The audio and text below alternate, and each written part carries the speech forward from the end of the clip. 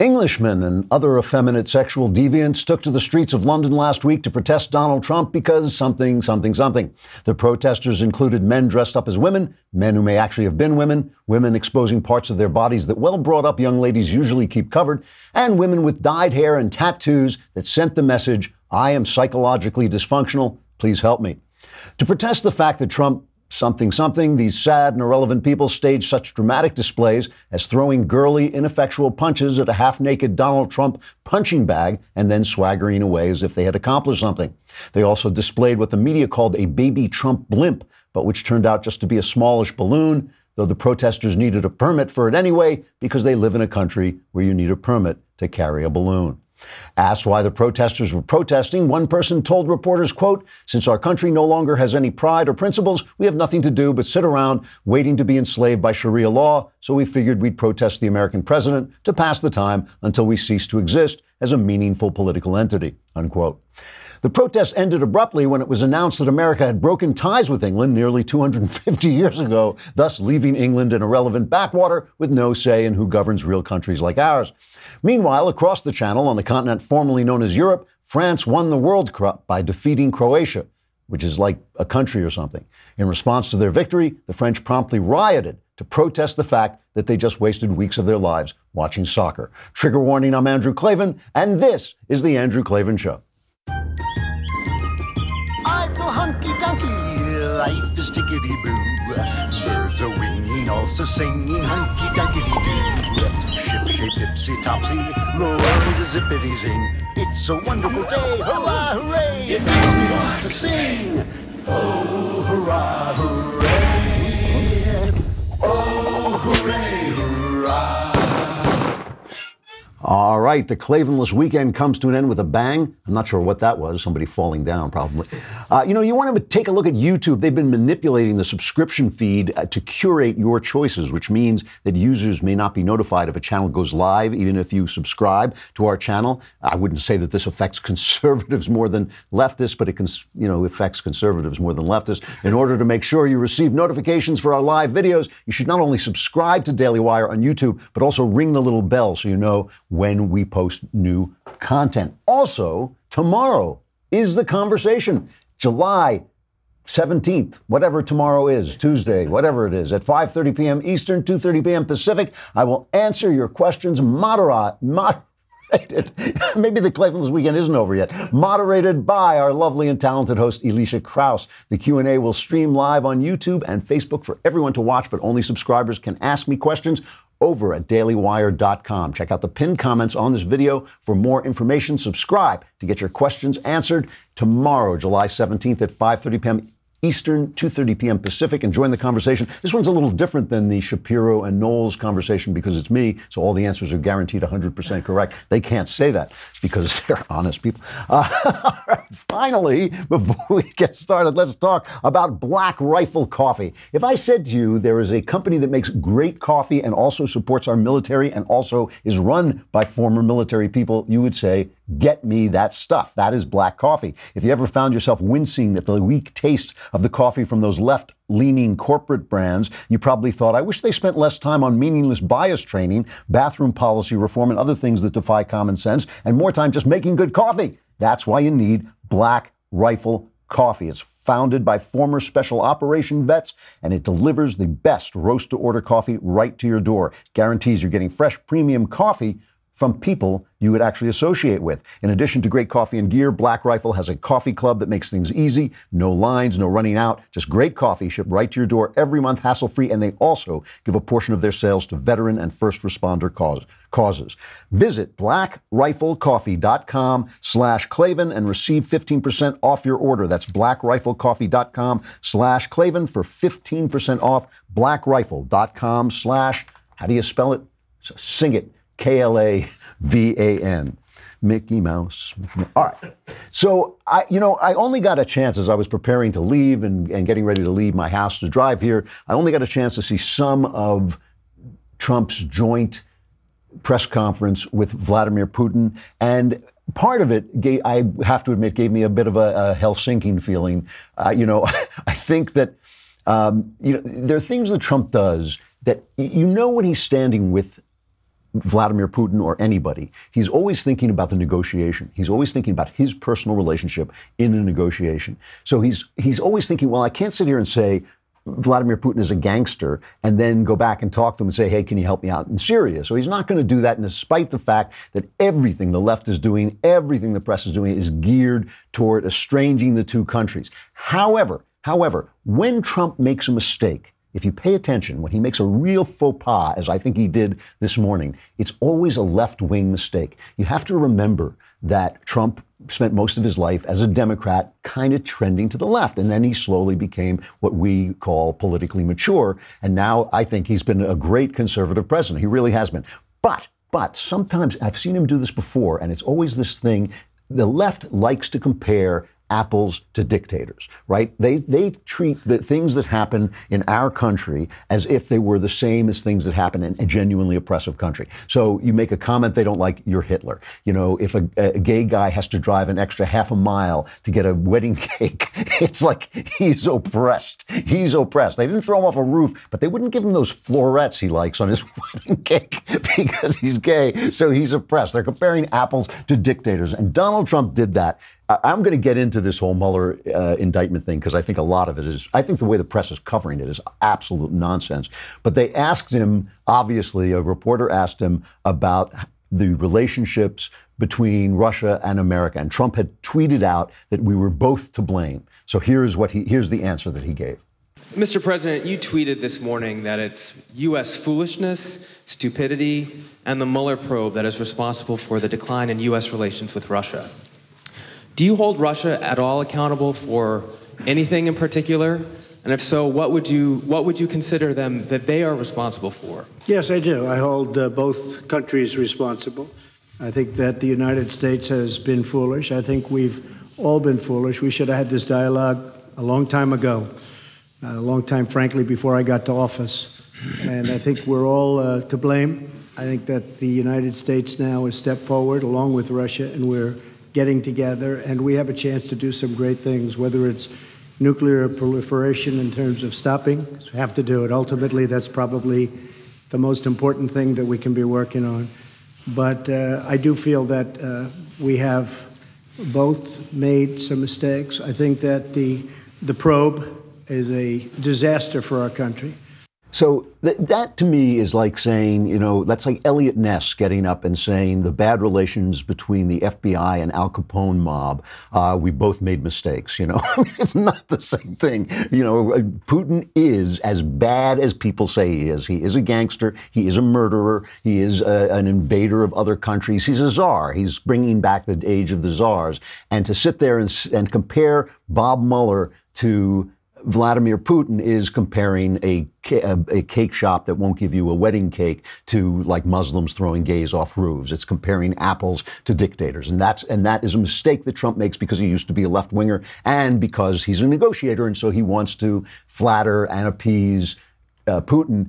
In spite of the fact, let's always remember that while Obama was doing absolutely nothing to Russia, Trump has supplied the Ukrainian rebels with arms, with lethal weapons. He has sanctioned some of these oligarchs who live off their ability to take their millions, rip off Russia for millions, and then bring their money over here. He has done all kinds of things to really make life tough for Putin. So in terms of action, Trump is doing very well. But always with Trump, there's, you know, the whole thing is, the media works through noise. Everything in the media is noise.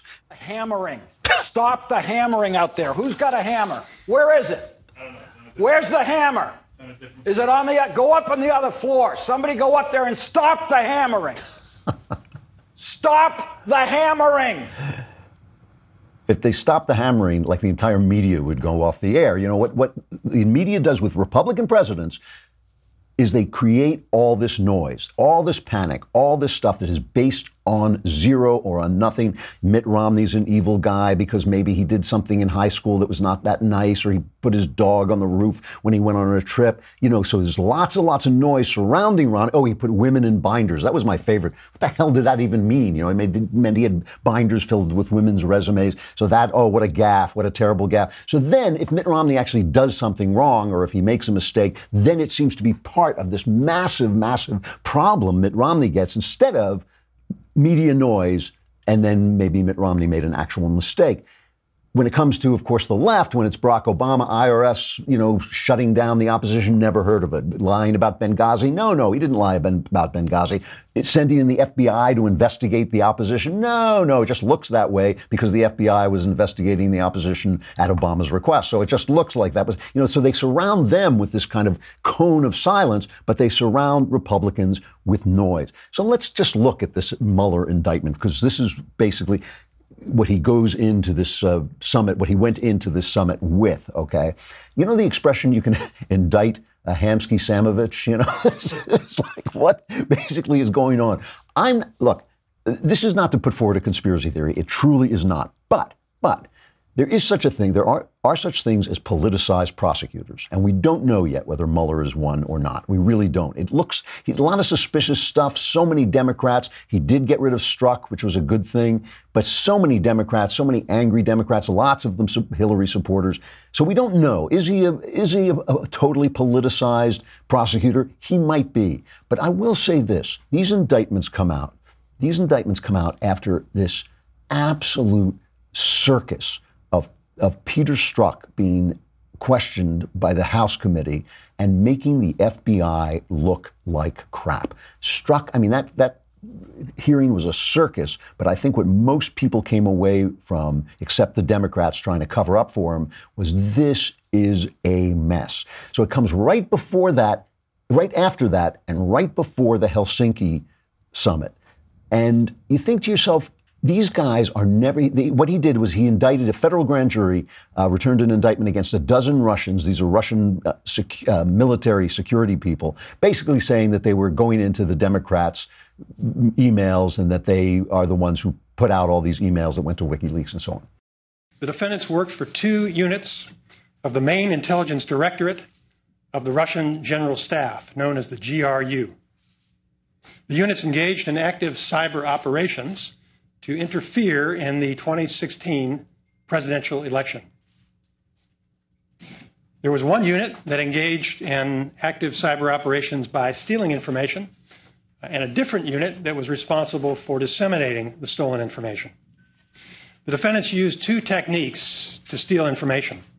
First, they used a scheme known as spear phishing, which involves sending misleading email messages and tricking the users into disclosing their passwords and security information.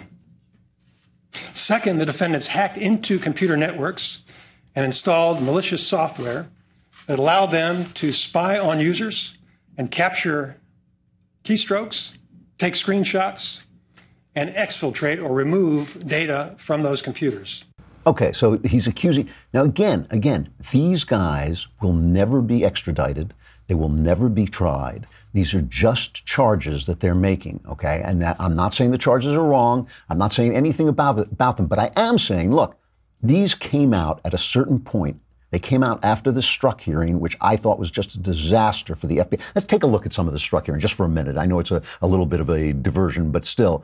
Peter Strzok, this is the guy, obviously, who was writing to his adulterous lover, also working with the FBI, about how much he hated Trump, and he was going to get an insurance policy in case he won, and he was going to stop him from becoming president, and all this stuff. And he comes up, and first of all, he's got this face when you caught his expressions. Like, I actually took one of his expressions and put it on Twitter with the caption, "Have the lambs stopped screaming, Clarice?" Because he looked just like Hannibal Lecter in the movie. And it got retweeted 4,000 times, 20,000 likes. So anyway, he goes up there, and first Trey Gowdy goes against them. And I'm not going to play all this stuff, but I got to play at least a couple of cuts. Trey Gowdy just says, you were thrown off the probe, because what Strzok is saying is, yes, well, maybe I said some bad things, but that doesn't mean I'm biased. I've never been biased. I've never been biased. And Gowdy says, you were thrown off the probe. Here's the question. If you were kicked off when you read the text, shouldn't you have been kicked off when you wrote them?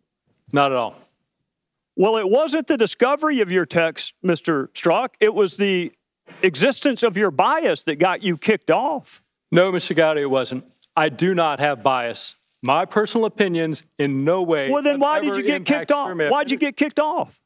Mr. Gowdy, my understanding of why I was kicked off was that based on an understanding of those texts and the perception that they might create. Well, hang on a second, Agent Strzok. Hang on a second. Extraordinary Perception. integrity. You're saying it was the perception. There are 13 Democrats on the special counsel probe, including one who went to what he hoped was a victory party. That's a perception problem, too. They weren't kicked off. You were. Why were you kicked off? Yeah, because, I mean, they're all Democrats, but he was kicked off. So it does look awfully bad. And then there was this exchange with Louis Gohmert. And you'll listen to the Democrats are trying to shut them down. And the Democrats, one of them actually said, this guy deserves a Purple Heart. I mean, this is what the military gives you if you're wounded in action. This guy's an embarrassment, clearly an embarrassment. And Louis Gohmert was just hilarious. The disgrace Mr. is what this man has done. The gentleman from Texas will suspend for a moment. There is the disgrace. And it won't be recaptured anytime soon because of the damage you've done to the justice system. And I've talked to FBI agents around the country. You've embarrassed them. You've embarrassed yourself. And I can't help but wonder when I see you looking there with a little smirk, how many times did you look so innocent into your wife's eye and lie to her about Lisa? Mr. Chairman, this is outrageous. The credibility of a witness Shame is always on you, an Mr. issue. Mr. Chairman, please. Mr. Chairman, this is intolerable harassment of the witness. What's wrong with that? You need your medication. Oh, I love this country. I just love it. You only get this in a free country. That was hilarious. But listen, plenty of adulterers have done good things in the world, I have to admit. But you do say, well, you're sitting there swearing, that you're going to tell the truth to us, but you also swore to be faithful to your wife. So it does speak somewhat to character. However, so that all this noise is going on, right? And then these indictments come out, and you'll hear both people on the left and the kind of never-Trumpers saying, oh, look how many indictments there are. Look how many indictments. But these are indictments that will never, ever, ever be tried or proven, right? These are just charges that are being made, and we don't know if they're true. We don't know. Devin Nunes or Nono, whatever the hell his name is, he said this was in our report. This was in the House report. So they think it's true, too, but they also think that they were hacking the Republicans or trying to hack the Republicans as well. Now, you want to know how the left is playing this, right? And are you going to tell me that the FBI isn't in touch with the New York Times? Of course they are. They've been leaking stuff to the New York Times since this stuff happened. So here's what I'm saying. I'm not saying it's a conspiracy. I'm just saying timing is struck, humiliates the FBI. Trump is on his way to Helsinki. They release these indictments, and then the New York Times reliably selling the left-wing line. Well, let's take a trip to Knucklehead Row, the op-ed page of the New York Times.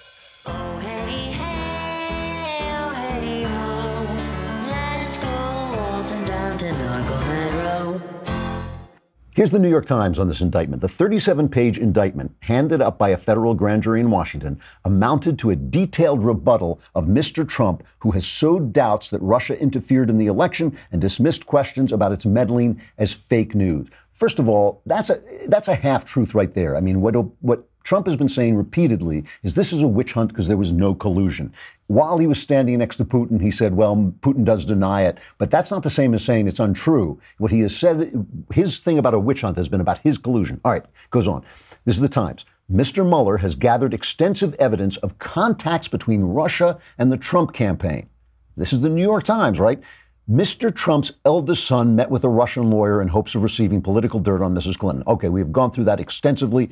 As far as Trump Jr. knew, this was not an agent of the Russian government. It was a Russian, but still, it was a stupid meeting to take. He got out of it pretty fast. One advisor has admitted being tipped off in advance to Russian hacking of Democratic emails. Untrue. This is Papadopoulos they're talking about, and he said he was not tipped off in advance. He just said that he knew that they had them, and that went to the Australians, and they're claiming that began the investigation. Almost certainly untrue as well. Another was in contact with a Twitter account used by Russian hackers. What the hell does that mean? We're all in contact with a Twitter account used by Russian hackers.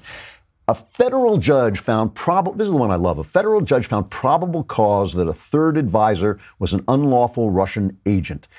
That's the FISA guy who was shown the Steele dossier, which we now know was complete garbage. As Trump said during this press conference, he said if the Steele dossier had anything, they'd have released it by now.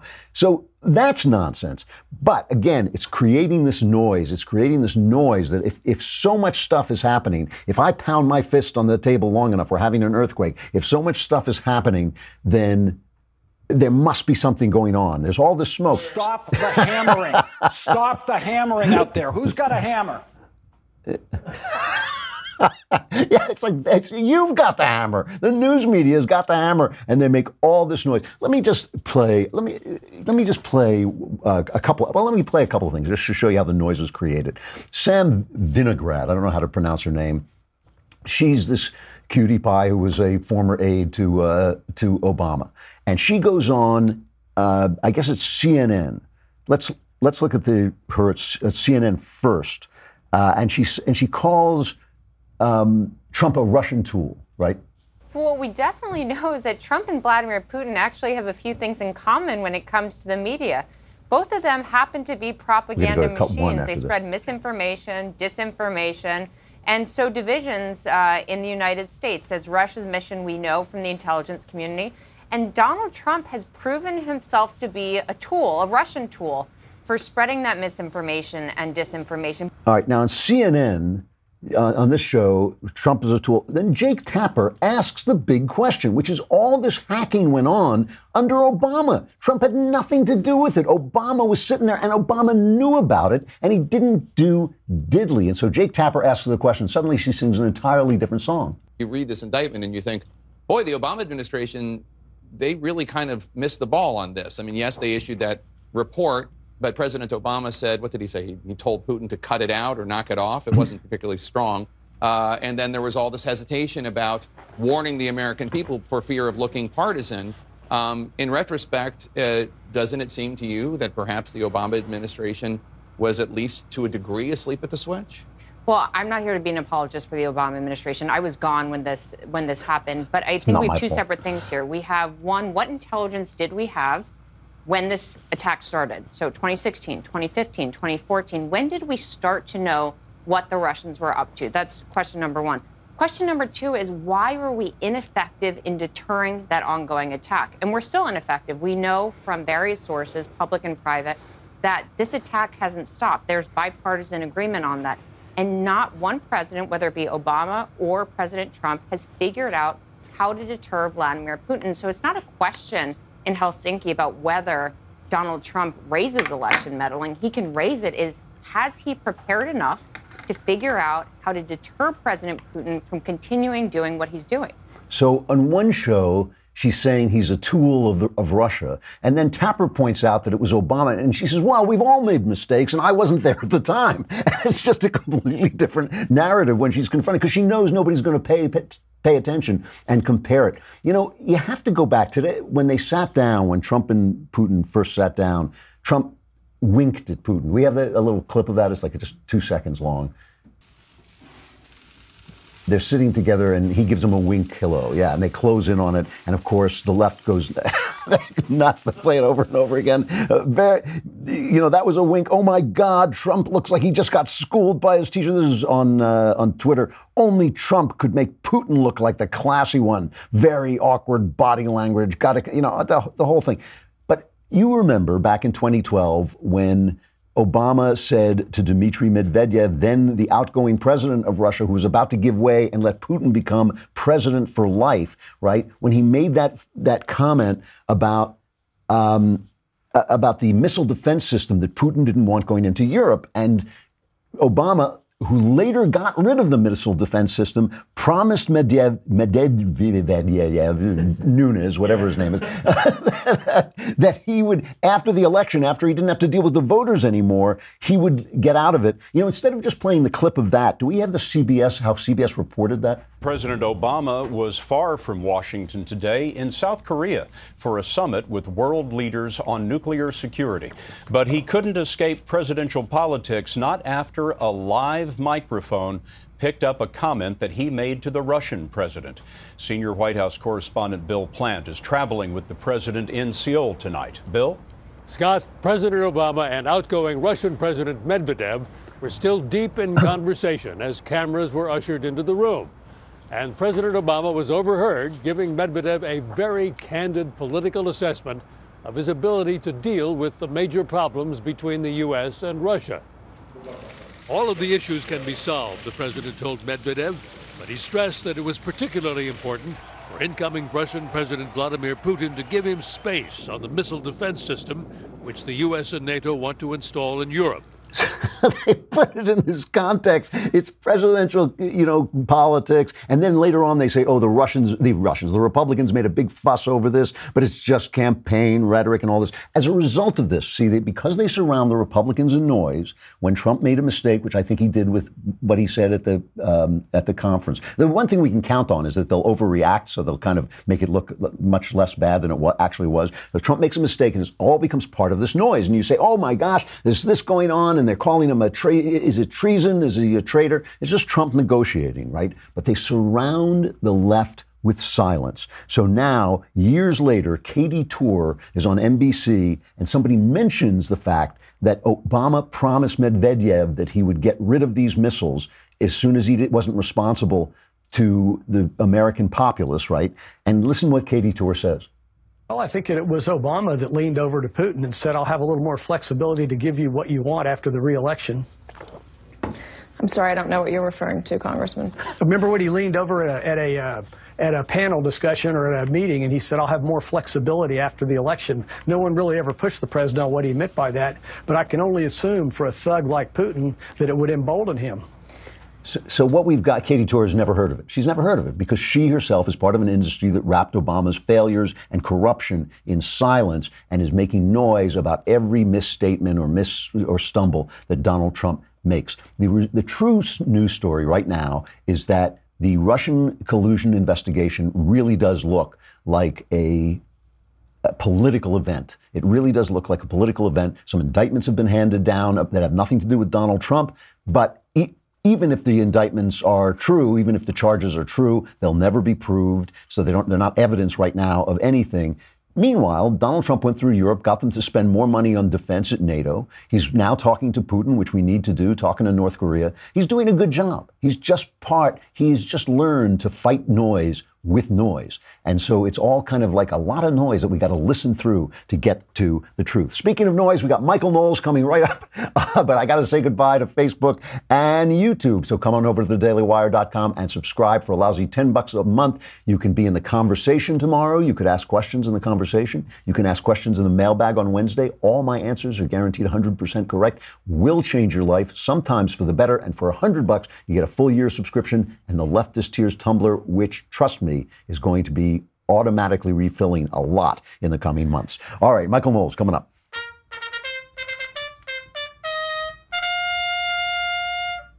All right, have we got Mr. Knowles? There he is. Hey. Hey. How you doing? All right. Seems like you and I were just smoking a cigar 2 days ago. That does. I was kind of hoping, because I so rarely get good segment assignments, I was kind of hoping I could get to go over to London and Scotland and ride on the baby Trump blimp and all of that. But unfortunately, I had to watch it from afar. If you had sat on that baby Trump blimp, it would have fallen like a rock. The thing was like this. The thing was smaller than a Prius. It was this. I couldn't believe they made such a fuss over that. You know, that cigar was the last moment I had off all weekend because I've been working so hard getting the second season of Another Kingdom ready for you to read. So I just want you to know you will Drew, be reading good stuff. I'm really grateful and I'm really glad to hear that because that cigar was the last cigar I had before I had another one on the drive home and then a couple martinis on Saturday outside by the pool. And I'm glad we both spent our weekends doing good work. I'm pretty excited for this new season of Another Kingdom.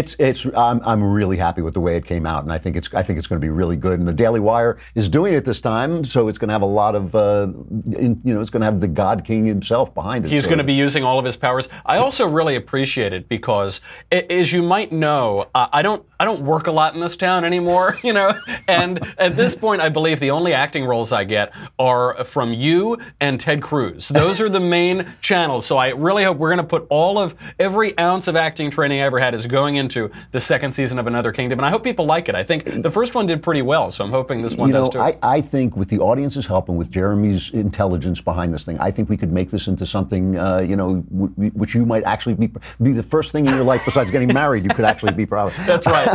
I'd like to count the book as something, the blank book as something I'm proud of, but I didn't do anything, so it doesn't work.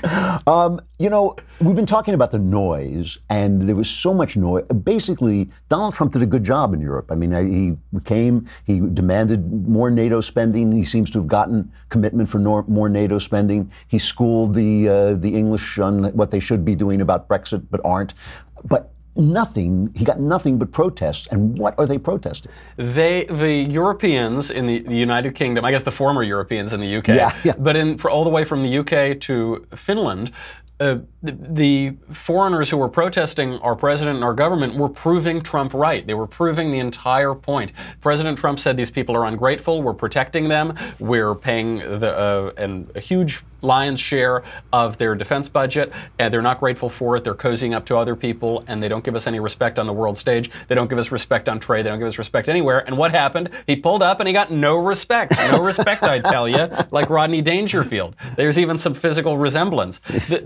I mean, that is the main takeaway. Right now, just on the defense point, just on the no respect, right now the United States pays 12.5 times as much as the United Kingdom, and 71% more as a percentage of GDP. Even that, because obviously UK is a smaller GDP. Yeah.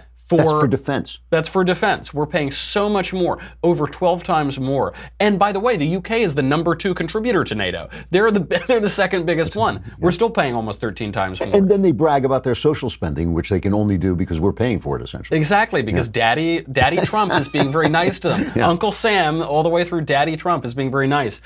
Also, the other thing about the protests is to see that the American left has common cause with our apparent foes abroad. You know, the tenor of the protests was so grotesque and so lame. I mean, it was that, you know, all they do, they can't protest any actual policy, so they just make a big Trump baby wearing a diaper, and they use profanity. There was a great side-by-side of the lefty protesters who were like stripping naked and had rainbow glitter on their eyes and were throwing blood on the wall or whatever, and then the pro-Trump protesters there were saying, hey, they were all like dressed well in button-down shirts. They parted their hair, and it said, you know, free that journalist that the UK locked up for covering Tommy a Robinson, court case. Tommy Robinson. They were all focused on issues. They said, welcome Donald Trump, because that's how adults behave, and these screaming children do not. I have to play a cut for you. I just have to play a cut of a protester being asked why he is protesting. It's cut number 7. Have we got this? Can we play it? So we're sort of like, you know, we just need to come out, basically.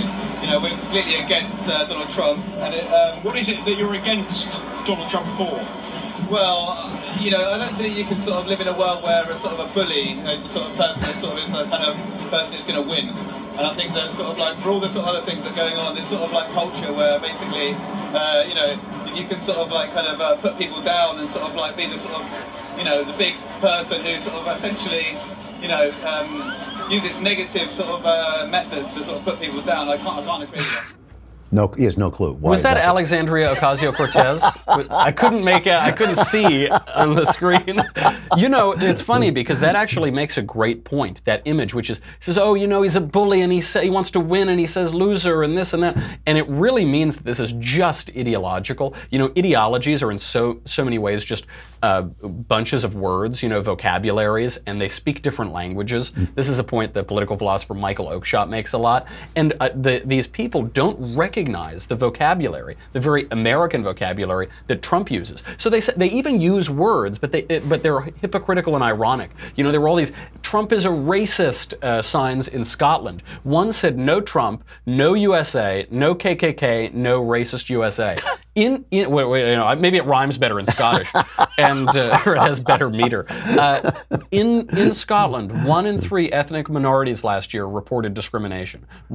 Now, why is that? First of all, there aren't that many ethnic minorities in Scotland, but the fact on the ground is racial discrimination among those ethnic minorities is much worse in Scotland than in the United States. But the fact doesn't matter. They're just throwing whatever they can at Trump based on these slogans, like Alexandria Ocasio-Cortez there being interviewed in the UK. There was a paraglider from Greenpeace. It said "Trump well below par." This one was my favorite one of the whole protest because it had a hint of that British wit. It almost, you know, like, well, jolly good, right? And then in London, they had one of the biggest protests since the Iraq War. Really? Yeah, since a matter that actually involved the United Kingdom, this one doesn't involve them at all. They still got 250,000 protesters out there. And this is a really funny point with how the media treat Donald Trump versus how they treat his opponents. The Lib Dem leader, Vince Cable, says that Trump is an enemy of the UK, says that he's hostile to the UK's interests and what they stand for. He's calling them an enemy. No coverage of that. No coverage of politicians in the United Kingdom referring to Trump as an enemy. Only images and reporting of Donald Trump referring to Europeans as foes. That's what gets the... But you know, if you watch that full interview, the reporter, this really got me, because the reporter says to him, you know, who are your main foes or competitors? So he uses them as synonyms. The question clearly is, the foe means competitor. And he says, well, we've got a lot of foes, you know, I mean, talking about competitors, you know, European or economic foes and the Chinese and all this stuff. It was a complete, it was a complete bait and switch. Yeah, absolutely. That's of course right. You know, Nigel Farage, he referred to this. Nigel Farage is very good on the media too. He points these things out, and he said that this was the biggest insult to a sitting U.S. president ever. Like in that interview where they're just they're just trying to nab him on something. This was all just a big setup, and I think Trump handled it very well. I'll talk about it later on the show how I think he handled the Russia summit well. Yeah. But in Helsinki, there was a sign that reads, "USA and Russia, you did not send your best. Your leaders have lots of problems. They're bringing crimes. Some of you, I assume, are good people," in reference to the Trump's Mexico comments. Right. So in Helsinki, it's the protesters drawing an equivalence between the U.S. and Russia. It's President Trump's critics on the left drawing an equivalence between the President of the United States and the President of Russia. They're drawing this equivalence. I think the way Trump does it is very different. But by the way, all of these signs in Finland, refugees welcome, no racism, no xenophobia. Last year, Finland accepted 750 refugees from Syria and the Democratic Republic of Congo. Significantly lower, you might notice, than their neighbors. Last year, 5,000 Iraqi refugees returned home, and Finland chartered them 15 flights a day.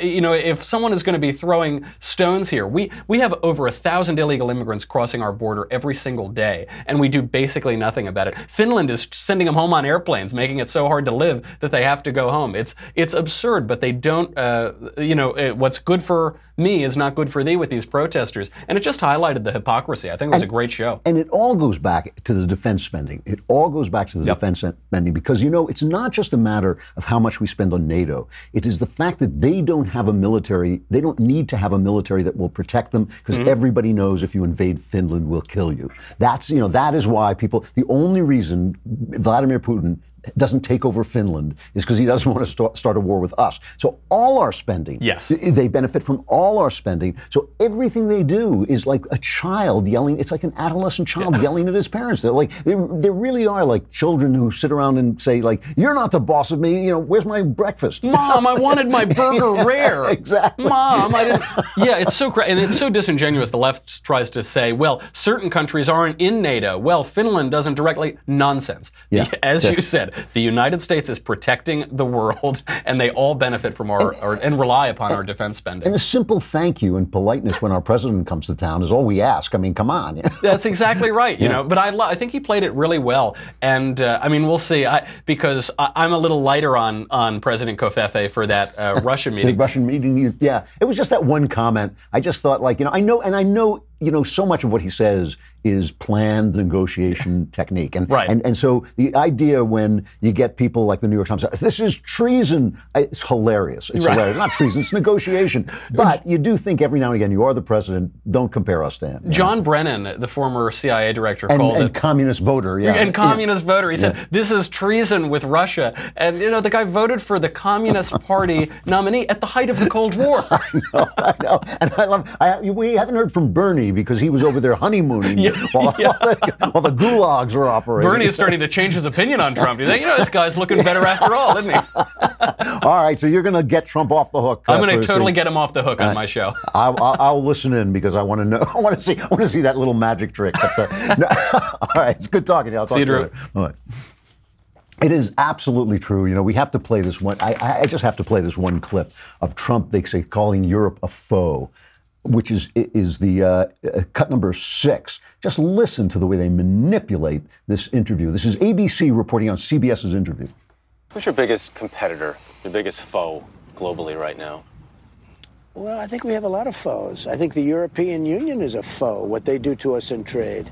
Now, you wouldn't think of the European Union, but they're a foe. As for Putin's Russia, which U.S. intelligence agencies are convinced cyber-attacked the 2016 election, a half-hearted second place in the president's ranking of American foes. Russia's a foe in certain respects.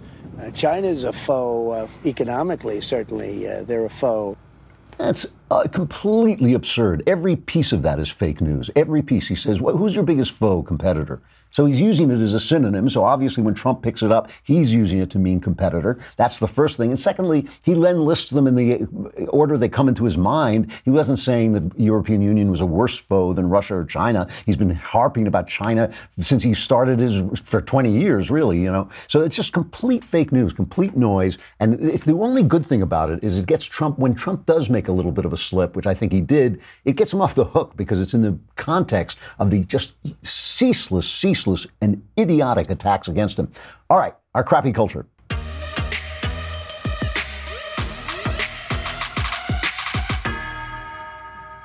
So Samantha Bee came out with a statement that I want to riff on just a little bit. Samantha Bee, you'll remember, was it Ivanka she referred to using the C word, right? And there was all this screaming and yelling that was a terrible thing to say. I mean, that is a word normally that you pay a big price for saying.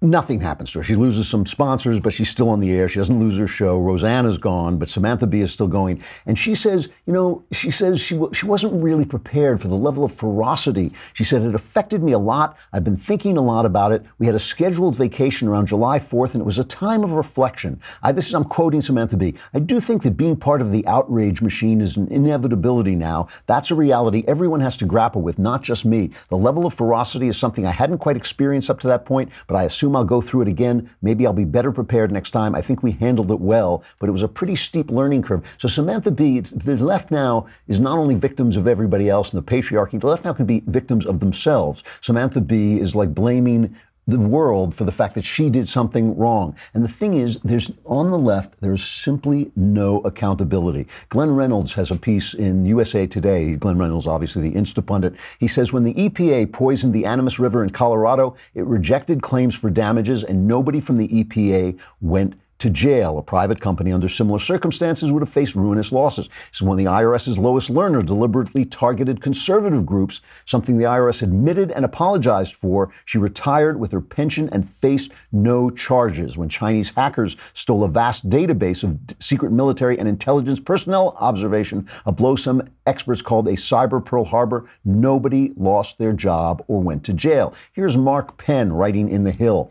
Former FBI Director James Comey maintained he did not make any decision on the email investigation of former Secretary of State Hillary Clinton until after Hillary Clinton's interview, even though his conclusion memo was written, edited, and watered down months in advance of his announcement. Former CIA head John Brennan denied he supplied the Steele dossier on Trump to then Senate Majority Leader Harry Reid in the face of mounting evidence that he did indeed precisely that. Former FBI Director Andrew McCabe has flatly denied that he lied to the FBI about orchestrating a self-serving leak when we know he did. So, the thing is, these guys pay no price. They lie under oath, they say these things.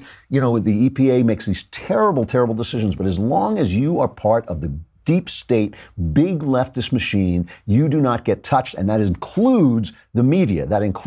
Meanwhile, John Schnatter, the founder of Papa John's, has to quit because he uses the N-word in a conference call to point out that somebody else was bigoted, to point out that somebody else said something bigoted and he didn't want to be involved with them. And he used the word, and he's still apologizing for using the word. He said, it's a hurtful word. I'm sorry I used it.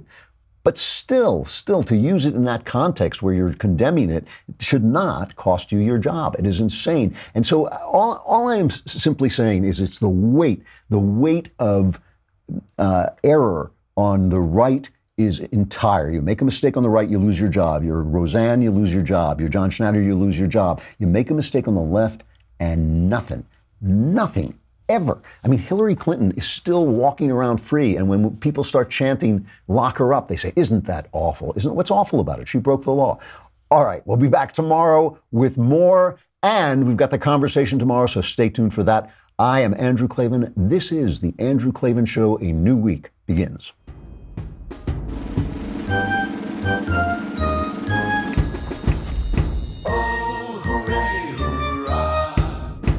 The Andrew Klavan Show is produced by Robert Sterling. Executive producer, Jeremy Boring. Senior producer, Jonathan Hay. Our supervising producer is Mathis Glover. And our technical producer is Austin Stevens. Edited by Emily Jai. Audio is mixed by Mike Cormina. Hair and makeup is by Jesua Alvera. The Andrew Klavan Show is a Daily Wire Forward Publishing production. Copyright Forward Publishing 2018.